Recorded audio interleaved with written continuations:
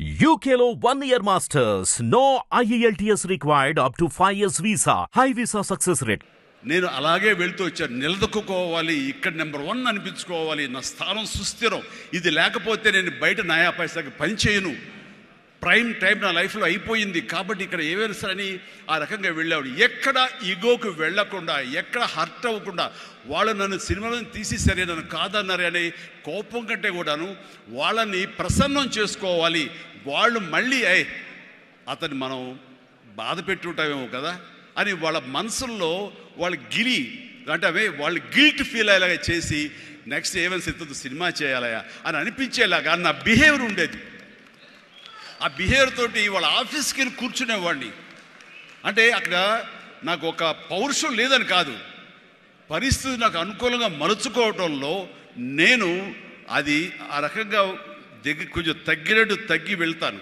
నేను తగ్గడం మూలంగా ఆ తర్వాత వచ్చే కరెంటు వేవ్స్ దాని మీద ఎక్కితే అదే తీసుకెళ్తాను పైకి. అది నమ్మిన వాడిని నేను. అలాంటి దర్శకులతోటి, ఆ దర్శకులతోటి నేను హైయెస్ట్ సినిమాలు చేశాను అన్నది ఈ రోజున వాస్తవం. అలాగే ఇక్కడ సినిమా ఇండస్ట్రీలో నీ టాలెంట్ అనేది ఇనిషియల్ స్టేజ్లో secondary. How you behave, how you will cooperate with the producers.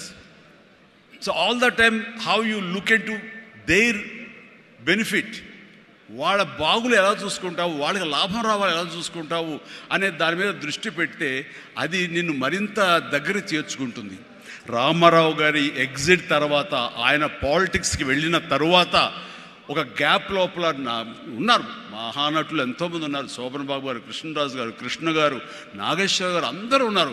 ఆ టైంలో ఒక కొత్త వాటికి ఛాన్స్ రావడం అనేది ఎంత కష్టం అనేది నేను ప్రత్యేకించి చెప్పక్కల. ఈ రోజుల్లో మాత్రం కానే కాదు. ఆ రోజుల్లో ఏంటి అంటే నా టాలెంట్ ఉంది కదా ఎస్ అని అనుకుంటే కుదరదు బాబు. నీ బిహేవియర్ కూడా దానికి అడిషనల్గా యాడ్ అవ్వాలి. మనం కొంచెం ఏంటంట అని అన్నామనుకోండి, అబ్బో వీడితో ఎక్కడ పడుతున్నా బాబు, వద్దురే బాబు, ఆల్టర్నేటివ్ చూడండిరా అనేలాగా వాళ్ళ మైండ్ సెట్ ఉంటుంది.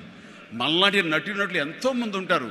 బట్ వాళ్ళలో మనం బెస్ట్ ఆప్షన్ అంటే అపార్ట్ ఫ్రమ్ అవర్ హిస్టానిక్ టాలెంట్స్, మనకున్న నైపుణ్యం కంటే కూడా మన వ్యక్తిత్వం అని కూడా చాలా చాలా ప్రధానమైన పాత్ర వహిస్తుంది. అలాంటి వ్యక్తిత్వాన్ని నమ్ముకుని వాళ్ళ ఆఫీసులకు వెళ్ళి కూర్చుని వాళ్ళతో సత్సంబంధాలు ఏర్పరచుకుని మీలో ఒకడిని అంటూ వాళ్ళకి ఆ నమ్మకం కలిగించి పెట్టి అలా ముందుకు వెళ్తుండేవాడిని. ఎలాగ ఎవాల్వ్ అయ్యాను అంటే, నన్ను ఇండస్ట్రీ నాకు చేయూతనిచ్చి ఇండస్ట్రీ నన్ను పైకి ఎదిగేలా చేసింది అనే దానికంటే నన్ను ప్రేక్షకులు ఫస్ట్ వాళ్ళు నన్ను గుర్తించారు. ఇండస్ట్రీ గుర్తించలేదు, ప్రేక్షకులు గుర్తించారు, ప్రేక్షకులు చేయూతనిచ్చారు. అందుకనే ప్రేక్షకుల పట్ల నాకు ఎప్పుడూ కృతజ్ఞత ఉంటుంది. ఇది మీకు అర్థమయ్యేలాగా తేటతెల్లంగా చెప్పాలి అంటే, రామారావు గారు ఎగ్జిట్ తర్వాత ఎవరు అంటలో 2-3 పోటాపోటీగా నిలబడి ఉన్నప్పుడు లక్ష్మీ ఫిలిం డిస్ట్రిబ్యూటర్స్ అని విజయవాడలో ఉండేవాళ్ళు. అప్పట్లో ఇప్పట్లాగా బయింగ్ అలాంటివి లేవు. ఏరియాల వైజ్ కొనటం సినిమాలు లేవు, బయర్ సిస్టమ్ లేదు, ఓన్లీ డిస్ట్రిబ్యూషన్. అంటే డిస్ట్రిబ్యూటర్ అనేవాళ్ళు బెజవాడ నుంచి వచ్చి ఎవరెవరు ఏ సినిమాలు తీస్తారు, కథలు నచ్చితే కనుక ఆ కథకి ఇంత బడ్జెట్ ఇచ్చేవాళ్ళు. ఆ బడ్జెట్ తోటి సినిమాలు తీసేవాళ్ళు, అందులో లాభాలు ఎంతో మిగుల్చుకొని మిగతా వాళ్ళు డిస్ట్రిబ్యూటర్స్ వాళ్ళు డిస్ట్రిబ్యూట్ చేసుకుని ఆ వచ్చే డబ్బు వాళ్ళు పంచుకునేవాళ్ళు. ఇది సిస్టమ్. ఆ సమయంలో ఒక కథ చెప్పి మేము సో హీరోని మేము అనుకుంటున్నామని ఆ ప్రొడ్యూసర్స్ చెబితే, లింగమూర్తి గారని లక్ష్మీ ఫిలిమ్స్ సంబంధించినటువంటి వాళ్ళ CEO ఆయన వచ్చారు. ఓకే, ఎంత ఎక్స్పెక్ట్ చేస్తున్నారు ఆ హీరో మీద? అప్పుడు 25 crores lakhs, సారీ క్రోర్స్ కాదు, ల్యాక్సే. 25 lakhs 30 lakhs, కానీ మాది బడ్జెట్ ఎక్కువ అండి, 50 lakhs పైన అవుతుంది అని. అంటే ఆ హీరో మీద 50 lakhs అంటే మాకు చాలా రిస్క్. చిరంజీవి అని వస్తున్నాడు కదా, అతని మీద అయితే ఇస్తాం అని. ఎందుకు ఇస్తారు, అతను ఏంటి కొత్తగా వస్తున్నాడు కదా అంటే, రావడం ఏంటి, ఖైదీ లాంటి సినిమా చేశాడు. ఆ ఖైదీలో అతని డ్యాన్సులకి ఫైట్లకి ఎక్స్ట్రాగా జనం విపరీతమైనటువంటి రెస్పాన్స్ ఉంది. మేము జనంలో ఉంటాం, బెజవాడలో ఉంటాం, మిగతా ఊళ్ళ నుంచి ఫీడ్బ్యాక్ తీసుకుంటాం, మాకు తెలుసు అతని పొటెన్షియాలిటీ అని. అంటే చెన్నైలో ఉండేవాళ్ళు, మెడ్రాస్లో ఉండేవాళ్ళు కొంచెం సంశయిస్తూ వచ్చారు. కాదండి, ఇతనైతేనే 50 ఇస్తాం, వాళ్ళైతే మాత్రం 30 కంటే ఎక్కువ ఇవ్వలేము అని వాళ్ళు తేల్చి చెప్పిన తర్వాత ఆయన ఒక మాట అన్నాడు, సాంగ్స్ అండ్ ఫైట్స్ అనేవి అప్పటి వరకు మినీ ఇంటర్వెల్స్, స్మోక్ చేసేవాళ్ళు కానీ, లేకపోతే బాత్రూమ్ వెళ్ళేవాళ్ళు కానీ, లేకపోతే రిఫ్రెష్మెంట్స్ కోసం బయటికి టీ తాగడానికి వెళ్ళే వాళ్ళకి సాంగ్ రాగానే వాళ్ళు బయటికి వెళ్ళిపోయేవాళ్ళు. ఫైట్స్ అనగానే కొంచెం అసహనంగా ఉండి బయటికి వెళ్ళిపోయేవాళ్ళు, ఎందుకంటే అది డూప్ చేస్తున్నాడు రా, మధ్యలో క్లోజప్స్లో హీరో తప్ప, అండ్ సాంగ్స్లో ఏంట్రా అది, అలాగ ఉండేది కామెంట్స్. అండి ఆయన చెప్పిన మాటలు ఇవి, నా మాటలు కాదు. ఆయన అన్నారు, కానీ అదే ఈ అబ్బాయి సాంగ్స్ అయితే కనుక ప్రొజెక్టర్ ఆపి మళ్ళీ రిపీట్ తోటి మళ్ళీ వేయండి అని అనిపించుకుంటున్నారు. ఇది మాకు కావాలి, ఇది మాకు డబ్బులు తెచ్చిపెట్టేది, కాబట్టి ఈ అబ్బాయి అయితే కనుక ఇంత ఇస్తాము అని తేల్చుకోవడంటే అప్పుడు వీళ్ళందరూ తప్పనిసరి, అంటే ప్రజలు కోరుకుంటున్నారు కాబట్టి, డిస్ట్రిబ్యూటర్స్ ఇన్సిస్ట్ చేస్తున్నారు కాబట్టి నాకు ప్రొడ్యూసర్ అప్పుడు నా వైపు చూశారు.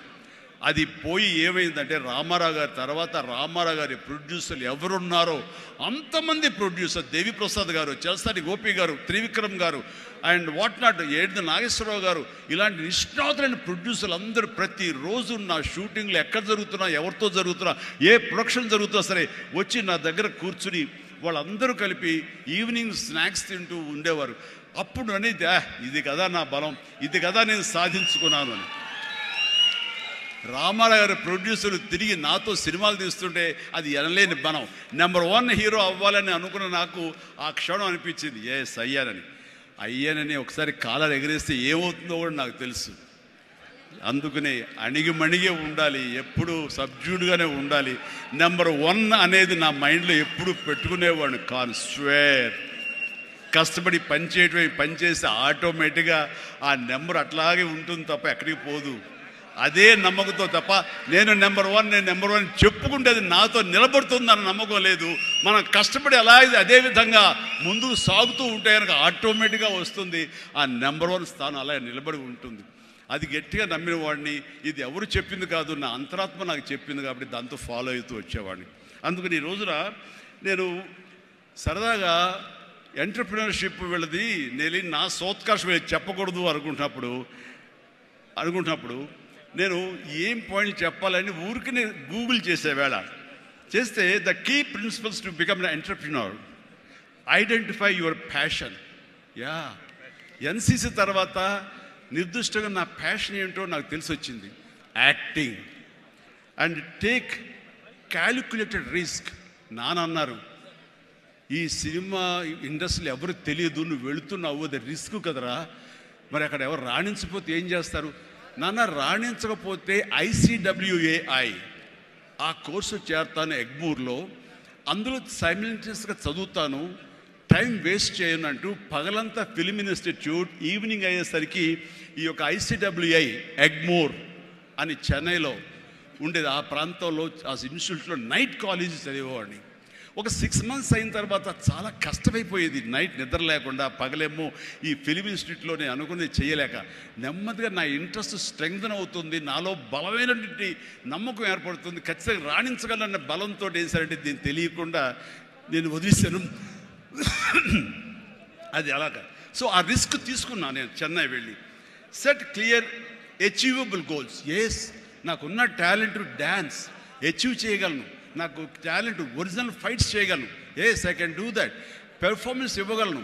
ఆ ఇవ్వటంలో పాటు ఒకే మాస్ అంటే ఎప్పటికైనా బోరు కొడుతుంది. అలా కాదు, అంటే డిఫరెంట్ డైరెక్టర్స్ని నమ్ముకున్నాను నేను, డిఫరెంట్ కథలు నమ్ముకున్నాను. ఒక పక్క నుంచి ఖైదీ సినిమా చేస్తే, మరో పక్క నుంచి నేను మంత్రి గారి వియ్యంకుడు సినిమా చేశాను. College students, young lad, love subject చేశాను. రెండు కలిపి ఒక వారంలో రిలీజ్ అయింది. మీరు కావాలంటే గతంలోకి వెళ్ళి ఆ ఖైదీ రిలీజ్, నెక్స్ట్ మంత్రి గారి వియ్యంకుడు చూడండి, 1 week. రెండు, ఒకటి సూపర్ డూపర్ ఫినామినల్ హిట్, ఒకటి సూపర్ హిట్ అయింది మంత్రి గారి వియ్యంకుడు. ఆ తర్వాత శుభలేఖ, ఒక డిగ్నిటీ ఆఫ్ లేబర్, మన మహానుభావుడు విశ్వనాథ్ గారి డైరెక్షన్లో సినిమా చేశాను. ఆ తర్వాత ఇదే కాదు, చిన్నపిల్లల్ని అలరించేలాగా, ఇందులో చాలామంది చిన్నప్పుడు చూస్తుంటారు, చంటి అబ్బాయి.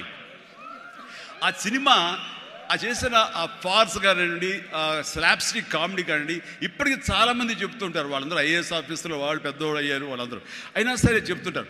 అదొకటి. ఇట్లాగా వైవిధ్యమైనటువంటి క్యారెక్టర్స్, స్వయం కృషి కానివ్వండి, యాక్షన్ సినిమాలు కానివ్వండి, రాఘవేంద్రరావు గారి గ్లామర్ క్యారెక్టర్స్ కానివ్వండి, కోదండరావు రెడ్డితో చేసిన కామెడీ కమర్షియల్ సినిమాలు కానివ్వండి, గోపాల్తో చేసినటువంటి ఫ్యాక్షన్ సినిమాలు కానివ్వండి, అట్లాగా ఒకటా రెండా అలాగా మన ఇది మా బావగారు బావన అలాంటి సబ్జెక్టులు కానీ ఒకటే ఇలా ఇంద్ర ఇలాంటి సబ్జెక్టులు అందరూ చూస్తుంటే కనుక నాకు అనిపించింది అన్ని రకాలుగా నాకున్నటువంటి టాలెంట్స్ని అన్ని పక్కలకి వ్యాపింప చేశాను. అంటే అంతమంది ప్రేక్షకుల్ని ఈ రోజున మహిళా ప్రేక్షకులు వచ్చి ఆప్తుల్లాగా వచ్చిన నన్ను ప్రేమించిన లేడీసే కాదు, యంగ్స్టర్సే కాదు, పసిపిల్లలే కాదు, పెద్దవాళ్ళే కాదు, ధనికులే కాదు, ప్రతి ఒక్కళ్ళు క్లాస్ మాస్ వాళ్ళు వీళ్ళు అందరూ ఇంతమంది ప్రేమించారు. కాబట్టి ఈ రోజున ఇంతమంది నేను ఆస్తిగా చేసుకున్నాను, ఇంతమంది ప్రేమ పొందే అదృష్టం భగవంతుడు కల్పించగలిగాడు.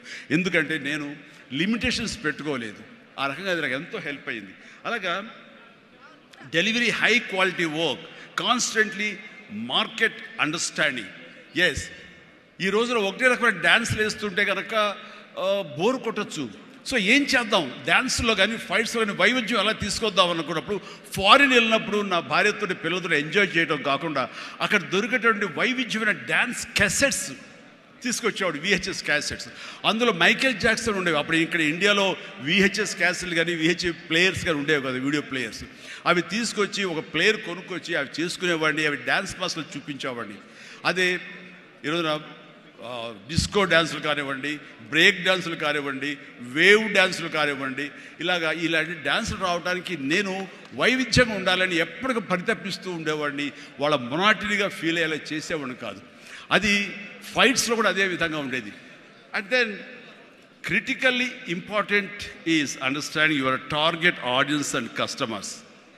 సో మారుతున్నటువంటి కాలానికి కానీ అనుకూలంగా ఆడియన్స్ టేస్ట్ మారుతుంటే మనం కూడా మన సినిమా కథాంశాలు మార్చుకోవాలంటూ ఆయా కథకులతో కూర్చుని ఇంటరాక్ట్ అవుతూ వాళ్ళని మార్చుకుంటూ అప్లోడ్ మార్చుకుంటూ జగదగ వీడు అతిలోక సుందరి, అన్నయ్య అనే సినిమా, సెంటిమెంట్ సినిమా, హిట్లర్ అనే సినిమా, మాస్టర్ అనే సినిమా, రెస్పాన్సిబిలిటీ సినిమాలు, మెసేజ్ ఓరియంటెడ్ సినిమాలు ఇస్తూ ఆ రకంగా మోసపోసిన సినిమాల నుంచి నేను బయటికి రావడం జరిగింది. And know that your product won't appeal to everyone and conduct market research and continuously learning. ఇప్పుడు సినిమా చిరంజీవి సినిమా అంటే అందరూ లైక్ చేసేయాలి, అందరిని అనుకోకూడదు. కొంతమంది డిస్లైక్ చేసేవాళ్ళు ఉంటారు.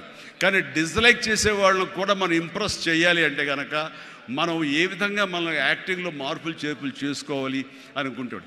ఇక్కడ ఉన్నటువంటి కొంతమంది ఇండస్ట్రీలో, సార్ మీ సినిమాల్ని దొంగతనంగా చూసేవాళ్ళం సార్. ఇదేం కర్మయ్యా, దొంగతనం ఎందుకు, ధైర్యంగా చూడొచ్చు కదా అంటే, లేదు సార్ అలా చూస్తే మా వాళ్ళు కొంతమంది ఎందుకురా సినిమాలు అంటే అవేనా అని అనేవాళ్ళు సార్. అదేంటయ్యా సినిమాలకు కూడా తేడా చూపిస్తారా? అవును సార్, అందుకని మీ సినిమాలు మీ డ్యాన్స్ అంటే మాకు ఇష్టం సార్, అందుకని సెకండ్ షోలకి ఎవరికి తెలియకుండా కామ్గా వెళ్ళిపోయి చూసి వచ్చేవాళ్ళం సార్. ఏమిటి అసలు అవి చూసి కాలేజీలో ఆ పెర్ఫార్మెన్స్ ఇచ్చేసేవాళ్ళం సార్, మాకు ప్రైజులు వచ్చేసేవి. ఆ రకంగా అందరినీ కూడా, ప్రతి ఒక్కరిని కూడా నేను నా వైపు ఆకట్టులాగా చేయగలిగాను. అలాగే learn from mentors and successful entrepreneurs. ఎవరైతే మీకంటే ముందే సాధించారో వాళ్ళని మీరు ఆధారంగా చేసుకుని వాళ్ళు ఏ విధంగా అంత స్థాయికి వెళ్ళారు, టాటా వాళ్ళు కానీ ఇంకోళ్ళు కానీ వెళ్ళారు. అంటే నా విషయంలో రామారావు గారు, నాగేశ్వరరావు గారు ఆ స్థాయికి వెళ్ళారంటే క్రమశిక్షణ, టాలెంట్ అనేది ప్రూవ్డ్. కానీ ఇక్కడ క్రమశిక్షణ అనేది చాలా ఇంపార్టెంట్. అందరితో సత్సంబంధాలు పెట్టుకోవడం ఇంపార్టెంట్. నిన్ను క్రిటిసైజ్ చేసే వాళ్ళు ఉంటారు, ఆవేశపడకు, వాళ్ళ తప్పు వాళ్ళు తెలుసుకుంటారు, నువ్వు సంయమనం పాటించాలి. అండ్ అట్లాగా నేను నా సీనియర్స్ నుంచి నేర్చుకుంటూ వచ్చాను. Learn more mentor and successful entrepreneurs of course. అలాగే నెట్వర్క్ అనేది చాలా ఇదిగా ఉండాలి మీకు, అంటే డిస్ట్రిబ్యూషన్ సైడ్ కానీ ఇంకోటి కానీ మీ ప్రోడక్ట్ మార్కెటింగ్ చేసుకోవట్లేదు. అలాగా నా విషయంలో నాకు అండగా నిలబడింది, నన్ను ప్రజల్లోకి నిరంతరం తీసుకెళ్ళేది ఎవరంటే నా అభిమానులు. మీ ఎంటర్ప్రినర్స్కి ఎలాగైతే కనుక నెట్వర్క్ ఉంటుందో, అబ్జర్వ్ చేసుకుంటారో, డిస్ట్రిబ్యూషన్ ఉంటుందో, మార్కెటింగ్ స్ట్రాటజీస్ ఉంటాయో, అలాగా నా అభిమానులు ఎప్పటికప్పుడు నాకు అండదండలు అందిస్తూ కొండంత అండగా నిలబడ్డారు. వాళ్ళు నా కోసం ప్రాణం ఇచ్చే లెవెల్కి వాళ్ళు ఉన్నారు. నేను అన్నాను, మీరు నాకు ప్రాణం ఇవ్వక్కర్లేదు, మీ యొక్క సహాయ సహకారాలతో రక్తం ఇచ్చి ప్రాణాలు నిలబెట్టండి అన్నాను. ఆ మాట పుణిగి పుచ్చుకుని 25 సంవత్సరాలుగా ఈరోజు కూడా వాళ్ళు రక్తదానం చేస్తూనే ఉన్నారు. వాళ్ళందరికీ నిజంగా జీవితాంతం నేను రుణపడి ఉంటాను. అందులో భాగంగా ఎక్కడో ఉన్నట్టు నా మాట, ఇక్కడ మాట్లాడిన నా మాట అమెరికా దాకా వినపడింది. కాబట్టి ఎన్నోసార్లు నా పేరు మీద బ్లడ్ బ్యాంకులు నిర్వహించారు, రక్తదానాల శిబిరాలు నిర్వహించారు. ఈ రవి కానివ్వండి, మధు కానివ్వండి, ఇలాంటి వాళ్ళందరూ కూడాను ఇవి చేశారు. ఈ రోజున అన్ఫార్చునేట్లీ రవి వర్రే ఒక బ్రెయిన్ స్ట్రోక్ వచ్చేది ఆగిపోయినప్పుడు, ఆ విషయం తెలిసినప్పుడు అతనికి వీడియో పెట్టాను నేను. వీడియో, రవి డోంట్ వర్రీ, ఇవన్నీ స్మాల్ థింగ్సే, బట్ అన్ఫార్చునేట్, త్వరలో కోలుకుంటావని అతను నేను మెసేజ్ పెట్టినప్పుడు అతను పొందిన ఆనందం అంతా ఇంత కాదు, అది ఎంతో ఉత్సాహాన్ని ఇచ్చింది. ఈ రోజున కోలుకుంటున్నాడు. ఈ రోజున ఈ సభ రవి రావాలి, అన్ఫార్చునేట్ రాలేకపోయాడు. కానీ నెక్స్ట్ ఇదే సభ ఇక్కడ జరిగితే కనుక రవి వస్తాడు, నేను వస్తాను, మీతో ఉంటాను. మీ అందరి ఆశీస్సులతోటి రవి లాంటి ఎంతూజియాస్టిక్ గాయ్ కోలుకుంటున్నాడు. వాళ్ళు మధుతోటి, సాగర్ గారితో, మన ఇతర ఫ్రెండ్స్ తోటి, సుబ్బు చంద్రశేఖర్ గారితో, వీళ్ళందరితో కూడాను మళ్ళీ కలిసి ఈ యొక్క సభల్ని ఇంతకంటే మరింత అద్భుతంగా చేయాలి. అండ్ ఆ రకంగా నేను మీ ఎంటర్ప్రినర్షిప్, యంగ్స్టర్స్ ఎలాగ రావాలి ఏమిటి అనేది నా గురించి నేను చెప్పుకోవడంలో తెలియకుండానే మీకు అందరికీ చెప్పాను. అది మీకు అందరికీ అర్థమై ఉంటుందేమో అనిపిస్తుంది. కాబట్టి ఇది నాకు గొప్ప అవకాశం. ఈ తీరుగా, ఈ రీతిగా, ఇదే విధంగా మనం వెళ్ళగలిగితే కనుక ఎవ్వరికి అడ్డుండదు. ఇక్కడ ఒక్కొక్కరు ఒక్కొక్క గ్రేట్ ఎంటర్ప్రినర్స్ అవుతారు. ప్రతి ఒక్కళ్ళు మీ సలహాలు, సంప్రదింపులు, మీ సీనియర్స్ తోటి మీరు ఆయా సమయంలో ఇంటరాక్ట్ అవుతూ what to do, what not to do, how to go about it అనేది మీరు తెలుసుకుంటూ ఎప్పటికప్పుడు మీరు అప్డేట్ చేసుకుంటూ, రిస్క్ ఉంటుంది, బట్ మన జీవితాలు కొలాప్స్ అయ్యేలాగా మాత్రం రిస్క్ వద్దు. కానీ మీడియం రిస్క్ తీసుకుంటూ మీరు ముందుకు వెళ్ళకపోతే అభివృద్ధి ఉండదు. ఛాలెంజ్ సినిమా ఎంతమందికి ఇన్స్పిరేషన్ వచ్చింది అంటే, ఆ రోజుల్లో ఏమి చేయాలరా అని తొయ్యనంటే వాళ్ళకి ఆ సినిమా ఒక దిక్సూచిలా ఉండి, ఈవెన్ మనం కూడా అచీవ్ చేయగలం అనే నమ్మకం వచ్చింది. అలాగా సినిమాల ద్వారా ఇతోధికంగా నేను చాలామందికి మార్గదర్శకంగా నిలబడ్డాను, ఇన్స్పిరేషన్గా నిలబడ్డాను. ఆ రకంగా మీరు కూడా ఈ వండర్ఫుల్ జీవితం, ఒకే ఒక జీవితం, దీన్ని సద్వినియోగపరుచుకుంటూ మీరు మరింత హైట్స్కి ఎదగాలని, మరింత అభివృద్ధిలోకి ఎదగాలని, ఇదే సభ 1 year లోపు జరిగినప్పుడు మీరు ఫీల్ అవ్వాలి, లాస్ట్ టైం మనం వచ్చే January 25, కానీ ఈ January 26 ఆ ప్రాంతాల్లో మనం ఎంత ఎదిగాము ఇది అంటే చిరంజీవికి మీరు చెప్పుకుంటే కనుక అంతగా మించి నాకు కావాల్సిన ఇంకేమీ లేదు. ప్రతి ఒక్కరిని మనస్ఫూర్తిగా ఈ అవకాశాన్ని సద్వినియోగపరచుకోండి. మీ యొక్క అభివృద్ధికి దీన్ని thank you.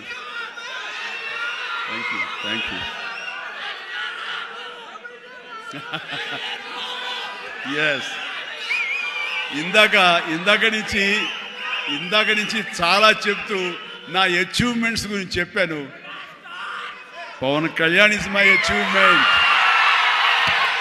Ram Charan is my achievement, నా ఫ్యామిలీలో ఉన్న 2 బిడ్డలు అందరూ కూడా నా అచీవ్మెంట్. వీళ్ళందరూ చూస్తుంటే ఇది కదా నేను సాధించానని. మొన్న పవన్ కళ్యాణ్ ఇంటికి వచ్చినప్పుడు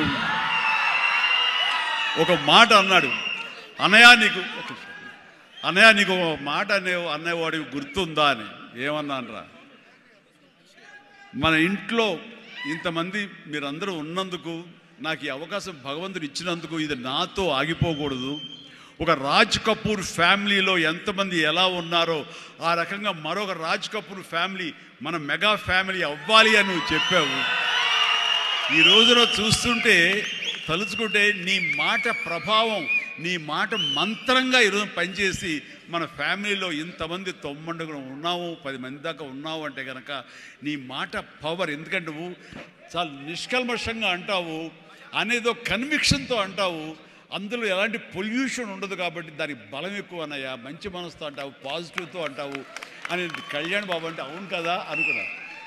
తెలియకుండా అదే ఒక పత్రిక కపూర్ ఫ్యామిలీ ఆఫ్ సౌత్ అంటూ మా గురించి ప్రస్తావించినప్పుడు భగవంతుడా, ఇది మా గొప్పతనం కాదు, నువ్వు ఈ ప్రజలు, నా అభిమానులు, ఈ ప్రేక్షకులు మమ్మల్ని ఆదరించారు కాబట్టి మేము ఈ స్థాయిలో ఉన్నాము అనుకున్నది ఆ రకంగా సాధించగలిగాము అనిపిస్తుంది. అండ్ గతంలో ఎప్పుడు నేను ఏ సభలోనూ ఇంత మనసిప్పి మాట్లాడుకోలేదు. అది మీతోటి నేను మనసిప్పి మాట్లాడుకునేంత ఆప్తుల మధ్య ఈ ఆప్తా సంస్థ సంబంధించి నా గుండెని టచ్ చేశారు. అందుకనే లోపల నుంచి అది తన్నుకు వచ్చింది కాబట్టి మనస్ఫూర్తిగా నా కుటుంబ సభ్యులతోటి, నా వాళ్ళతోటి నేను మాట్లాడుతున్నట్టుగా అనిపిస్తుంది. అండ్ మీరు ఎప్పుడు హిట్ టీవీ యాప్ ని డౌన్లోడ్ చేసుకోండి. ఇందులో short news, live news, entertainment movies అన్ని అవైలబుల్ గా ఉన్నాయి. Please download Hit TV app. Hit TV app. Hit TV యాప్ని ఫ్రీగా డౌన్లోడ్ చేసుకోండి.